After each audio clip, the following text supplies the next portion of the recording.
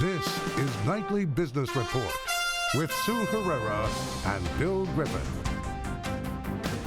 Another round. China reportedly wants more trade talks before agreeing to phase one of the deal, and investors aren't sure what to think. Boeing shakeup. The CEO is stripped of his chairman's role as Boeing moves more aggressively to resolve the major challenges facing the company. New capitalism. The Salesforce CEO is the latest business leader to say the system needs a reboot. Those stories and much more tonight on Nightly Business Report for Monday, October 14th. Good evening, everyone, and welcome. Bill is off this evening.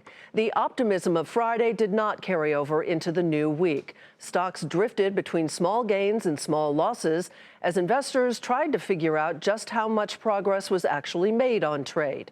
Treasury Secretary Steve Mnuchin maintained today that a fundamental agreement between the two countries has been reached. It is subject to documentation, and there's a lot of work to be done on that front, but it includes intellectual property rights. It includes financial services, it includes currency and foreign exchange, and it also includes very significant structural issues in agriculture. But some investors felt details were scant, and China is describing the agreement in a different way. Eunice Yoon starts us off tonight in Beijing.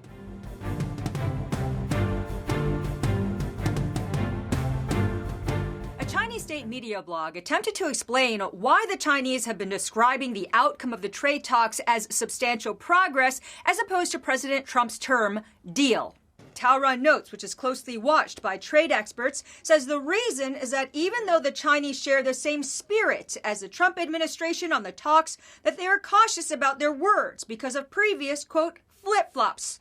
That has been the message from the Chinese side, that from Beijing's perspective, a firm agreement is not yet in place. State media here has made little mention of Beijing's pledge to buy up to $50 billion of U.S. agricultural products, except for Taoran, which warned that buying U.S. farm goods is, quote, China's unique bargaining chip and should be complementary to the country's needs.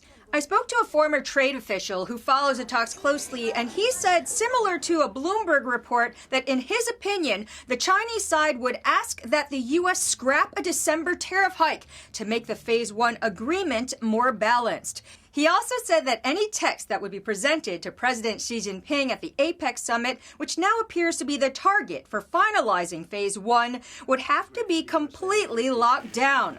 The Chinese have been nervous throughout this process that President Trump could say or do something that could potentially embarrass President Xi.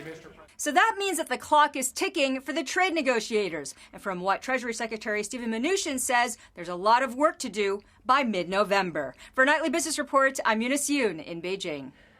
That caution surrounding the partial trade deal put pressure on oil prices. The energy market is also watching developments in the Middle East after the U.S. said Friday it was deploying more troops to Saudi Arabia. Domestic crude settled about 2% lower. And one of the companies that has the most to win or lose in the U.S.-China trade war is Caterpillar, in part because of the amount of business it does in that country. That's why it's followed so closely by investors and why its outlook is becoming more difficult to predict. Seema Modi has more. A growing number of analysts see Caterpillar as a trade proxy for the market, given its global footprint, ties to China's growth story, as well as its reach into the U.S. market. Caterpillar is probably the single most levered name to the U.S.-China trade relations you could find from both ends, simply because it obviously has to get a benefit from the farmer side on the U.S. side and just generally from the Chinese demand that they sell into quite a lot over there. The back and forth on trade has created a volatile year for the stock. Shares have trailed its peers and the broader market due in part to the bruising trade war. Tariffs have increased manufacturing costs and disrupted trade.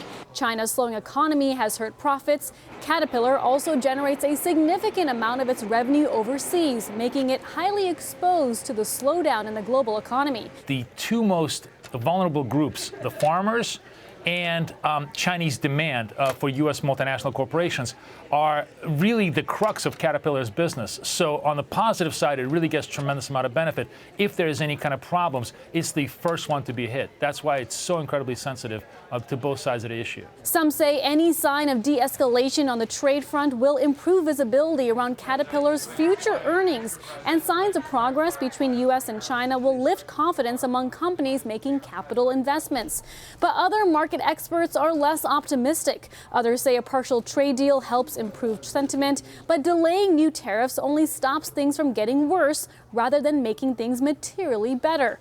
Industrial analysts also point to the latest headlines that suggest the Chinese are more cautious about the trade agreement made in Washington last week, which keeps the outlook for Caterpillar cloudy. Later this week, China will publish the latest figures on growth, which will be watched closely by multinationals like Caterpillar that in the past had seen the country as a source of growth. Analysts caution if China's economic story worsens, that could weigh on shares of Caterpillar, even if progress is made on trade.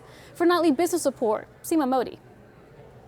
And the trade data out of China was weaker than expected. According to Reuters, China's exports fell more than 3% in September from a year ago, while imports dropped more than 8%. Economists pinpoint the decline on the ongoing trade war with the U.S.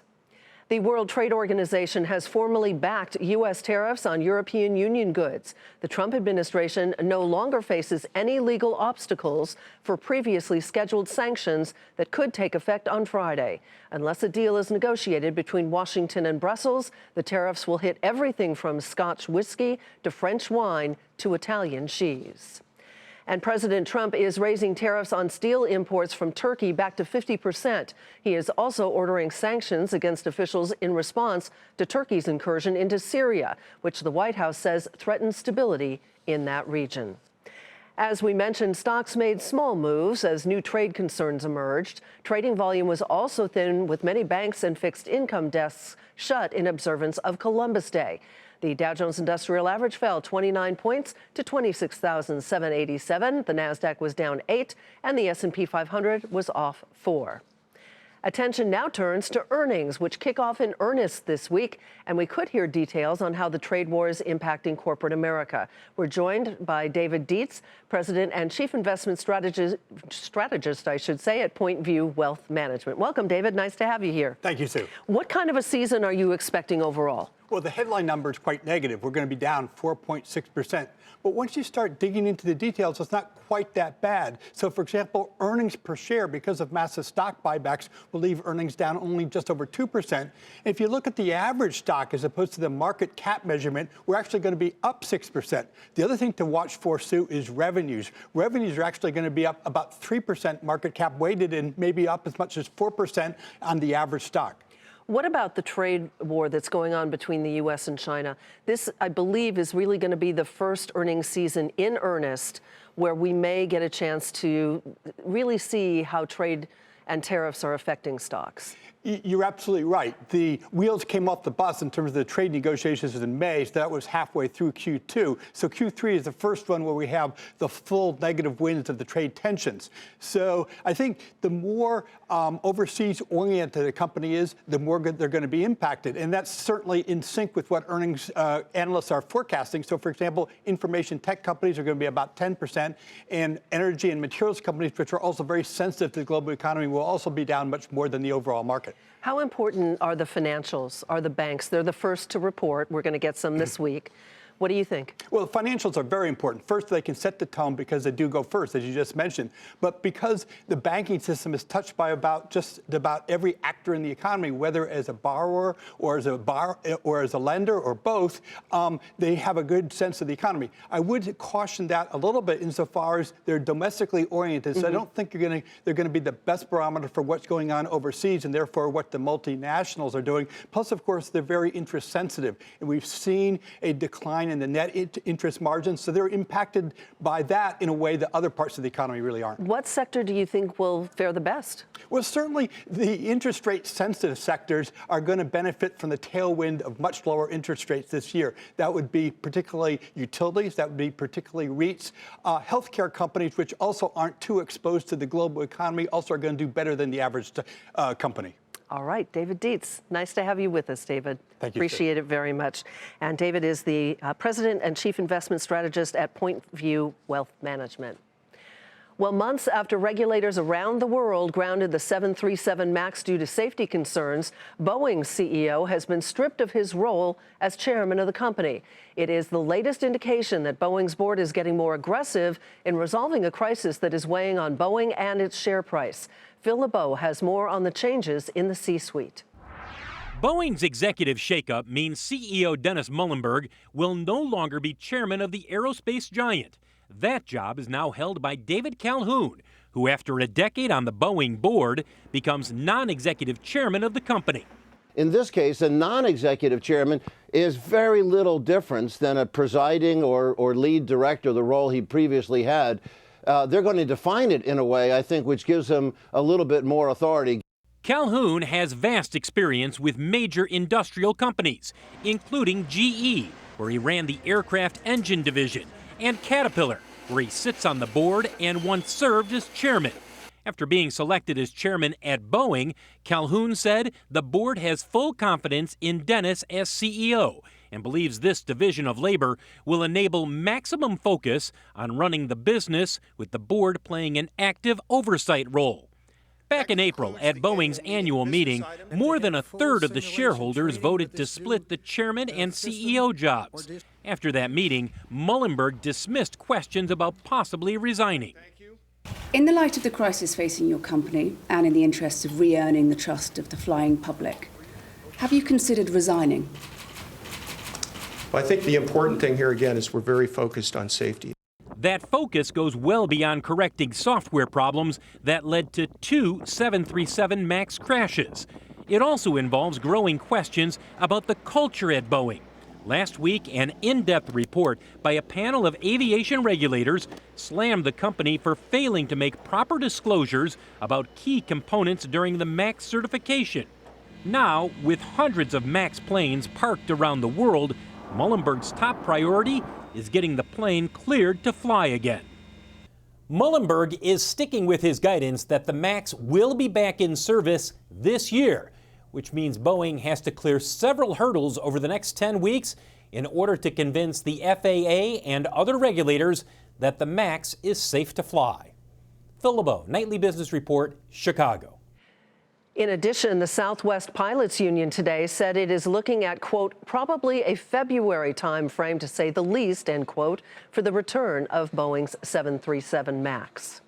It's time to take a look at some of today's upgrades and downgrades. Nike was upgraded to neutral from underperform at Bank of America Merrill Lynch. The analyst cites the outlook for its sportswear business, especially for women and children. The price target is $98. The stock rose 1% to $94.88. Toll Brothers was downgraded to neutral from positive at Susquehanna.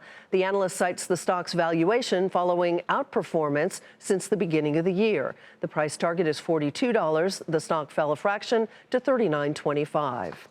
Tapestry, the parent company of Coach, was downgraded to neutral from buy at UBS. The analyst cites the rising popularity of used handbags. The price target is $25. The stock fell more than 2.5% to $25.25. And Delta Airlines was downgraded to equal weight from overweight at Stephens. The analyst cites the outlook for higher costs for the second half of the year. The price target is $57. Despite the downgrade, the stock rose slightly to $52.99. Still ahead, the Switzerland of streaming. Roku has found a unique role for itself in the hyper-competitive industry, and it's paying off.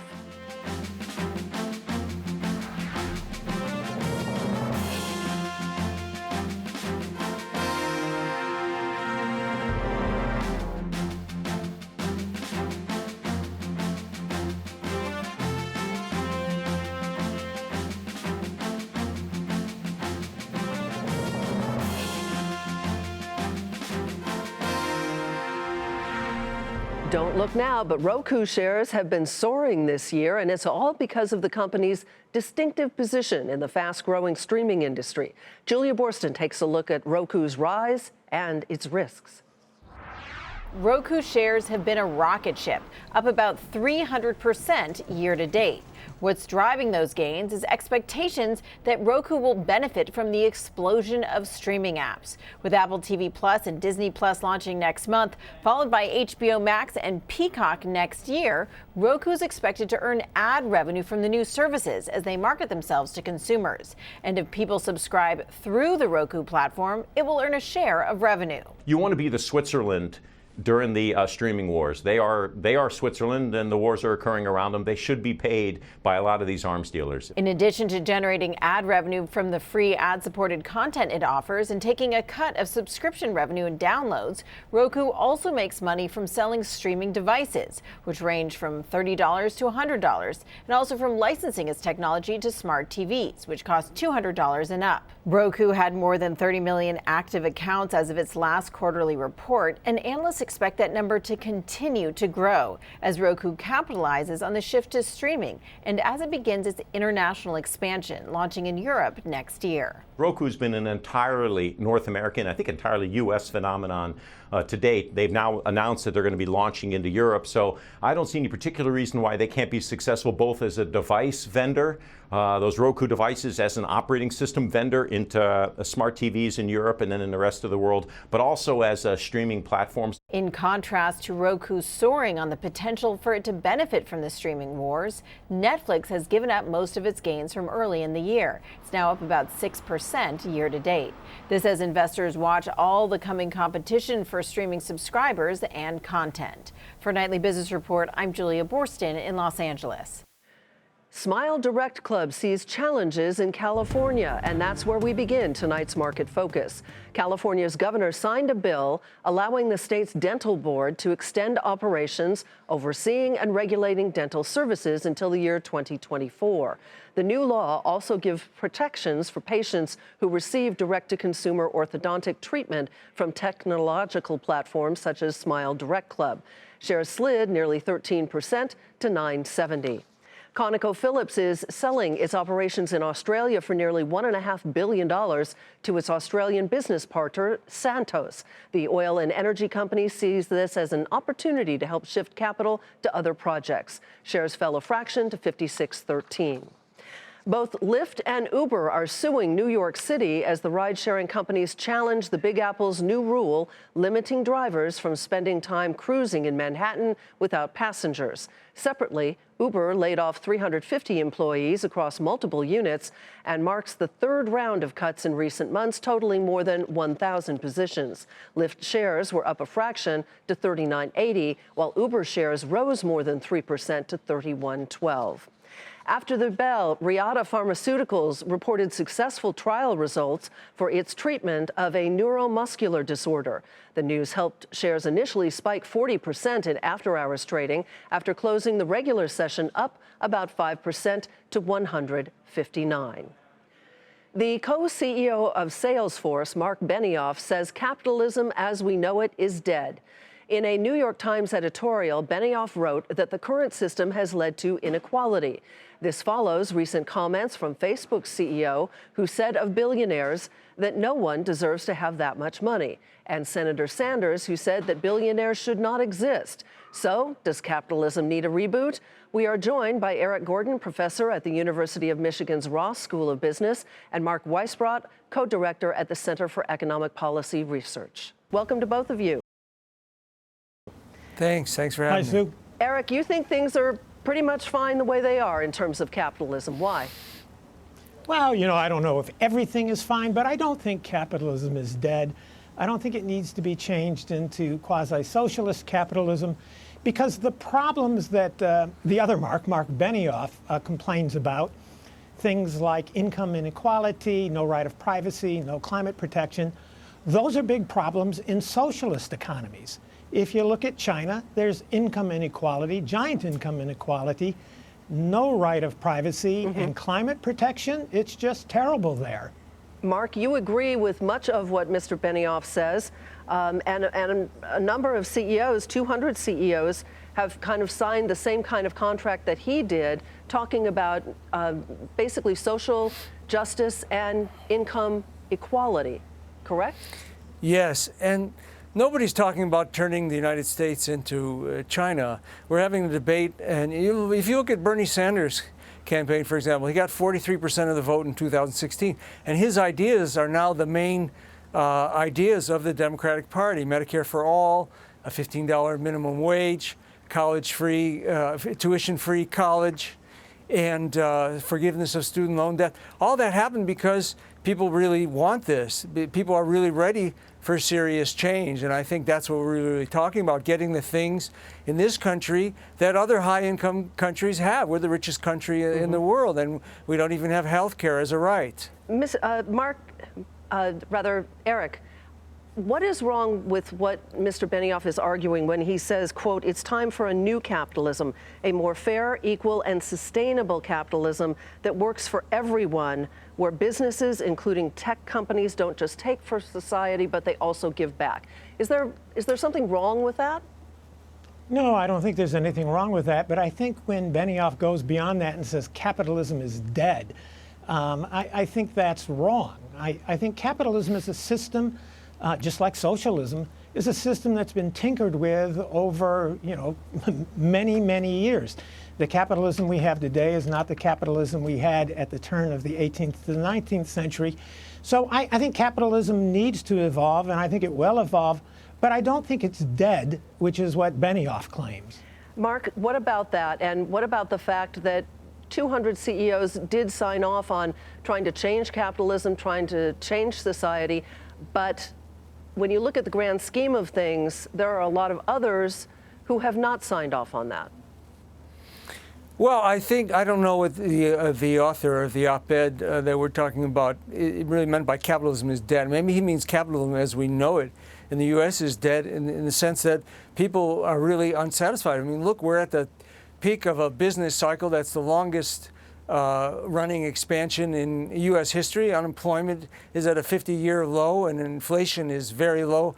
And yet people are really dissatisfied, and they're looking for the kind of change that I just talked about. So clearly something is very wrong. I mean, you don't even need the statistics. You can just talk to somebody who grew up in the 60s or 70s or even the 50s, and a worker with an average wage or salary could buy a house, send their kids to college, and the kids didn't come out with loans that they're going to pay off for the rest of their lives.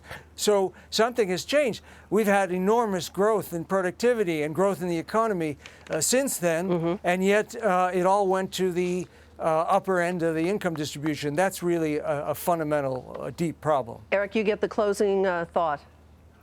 I agree with Mark that that's a deep problem. I don't know if it's caused by capitalism. It could be caused by the government. It could be caused by other social factors. It could be caused by an education system that has left people behind. It's a problem. I'm not sure who has caused it or how to solve it. On that note, more to discuss next time around. Eric Gordon with the University of Michigan's Ross School of Business and Mark Weisbrot at the Center for Economic and Policy Research. Still ahead, the brewing battle between politicians and social media companies. But first, a look at how commodities fared because the bond market was closed today.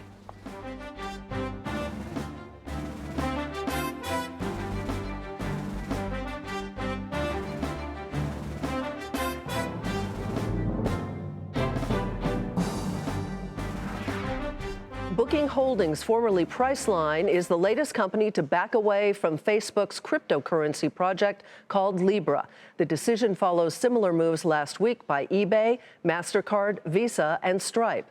Libra says it remains focused on moving forward with the project. Treasury Secretary Mnuchin said that he told Libra representatives he would take action if the cryptocurrency did not meet regulatory standards. Elizabeth Warren and Mark Zuckerberg are at it again, but this time the Democratic senator and the Facebook CEO are feuding over fake ads, and they're not the only ones. Elon Mui has our story. Senator Warren is accusing Facebook of allowing politicians to place misleading ads on its platform, and she proved it by running a fake ad herself. It claimed that Zuckerberg endorsed President Trump for re-election.